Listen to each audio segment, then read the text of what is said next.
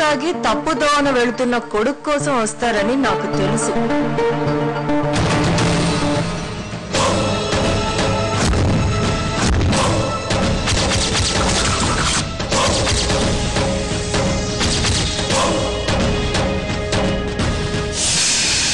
రండి రండి, మీరు ఈ టైంలో రావడం? అర్జెంట్ పని మీద రావాల్సి వచ్చింది, వచ్చాను. అర్జెంట్ పనా? అంత అత్యవసరంగా ఏ పని పడింది? ఏదైనా ఉంటే తెల్లవారాక మాట్లాడుకోవచ్చుగా.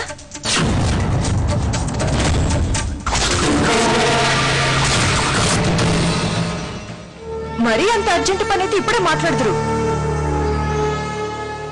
మావయ్య గారిని పిలవనా? మావయ్య గారు. అక్కర్లేదు, నేను మాధవ్తో మాట్లాడాలి. మాధవ్ మా చెర్రి ఇందాక వచ్చారంటగా?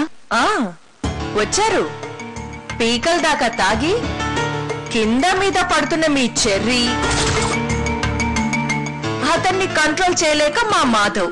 చెర్రి ఎక్కడున్నాడు? అదిగో ఆ గదిలో ఉన్నాడు.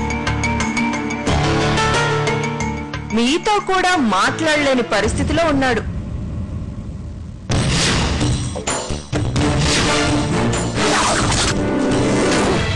చెర్రి, చెర్రి లే, చెర్రి, చెర్రి నిన్నే లే, చెర్రి, ఏ చెర్రి, చెర్రి నిన్నే,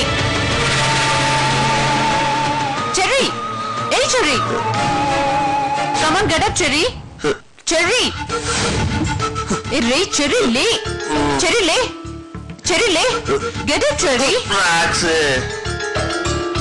You're a cheater. చీటింగ్ చేసావు నువ్వు, నన్ను మోసం చేసావు రాక్సే. రాక్సే, రాక్సే.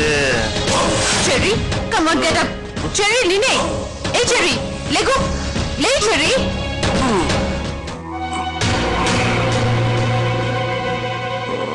చెర్రి, ఏంట్రా ఇది? నువ్వేంటి తాగడవేంటి? Sorry mom, Roxy cheated me mom. Radhika నన్ను మోసం చేసింది మామ్. రాధిక నన్ను మోసం చేసింది మామ్. అసలు వీడింత ఓవర్గా ఎందుకు డ్రింక్ చేసి ఉంటాడు? ఎందుకు రాధికని కలవరిస్తున్నాడు? కొంప తీసి మా ఇద్దరి విషయం వీడికి తెలిసిపోయిందా? రాధిక ఎప్పటికీ అలా చేయదు. కానీ రాధిక చరణ్తో ఏం చెప్పాలనుకుంది? ఎందుకు రహస్యంగా మాట్లాడాలనుకుంది? ఇవన్నీ తెలుసుకోవాలంటే ఒక్కటే మార్గం.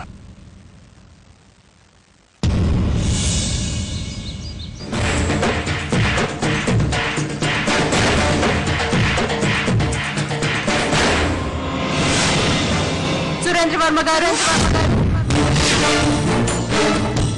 మిమ్మల్ని మిమ్మల్ని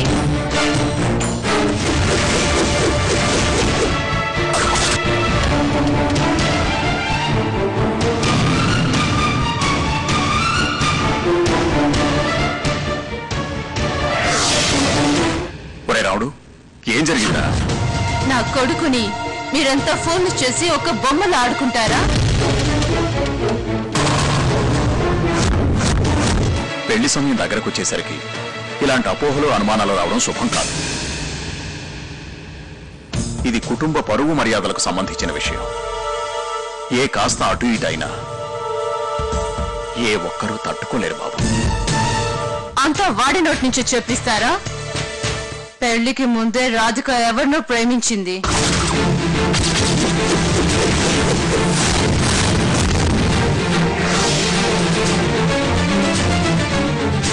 ఆ ప్రేమించింది ఎవరు?